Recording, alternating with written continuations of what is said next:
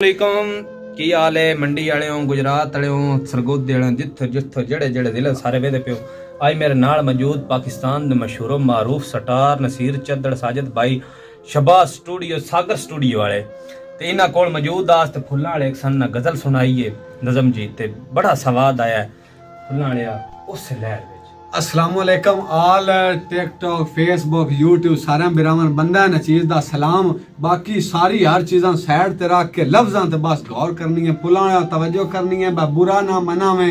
एक गल सुनावा प्यो धी दे रिश्ते दा तारफ करावा करां गल्लां चंगियां मेरा ख्याल है दोस्तों सुनावा जमाने दा हाल है शरीफां गयूरां दी वो मिसाल है प्योवां दा प्यार हुंदा धीयां दे नाल है जे तुसी पुछो बे दी के वजह है ए भी मैं दसदा बे दी ए वजह है जमाने ते जिंदा भी प्यो जांदा मारे पुत्तर नु खौफ ना खतरा फिकर है दियां तो छुट जांदे पेकियां दा गारे उनांदे दिलां ते रंदा ही वो डारे केड़ा बागां ते ओसी है भाइयां दी मर्जी हो जानन ना जानन बजाइयां दी मर्जी यार अल्लाह दे भी पुत्तर से धी मंगदा रहो तू धी पैदा होवी ते बेड़ा ना पाओ तू क्यों जे जमाने दे विच भी लड़ाइयां दे वेले झरूठियां मनांदे ना दियां दे मेले अब पुत्तर रस्सी धार के वणदे जगीरां ते धी साम रखदी प्यो दियां तस्वीरां पुत्तर होंदे बेड़ी चंगी दे वारस प्यो दी बखत दी बुलंदी दे वारस धी होंदी या मां रंडी दी वारस प्यो दे जनाजे दी मंजी दी वारस आए बुल्ला कसमिया जेंड कर छड़िया जिवें जिवें बिरावन वीडियो पसंद आई वीडियो नु शेयर करना नहीं भूलना मजीद इस तो बाद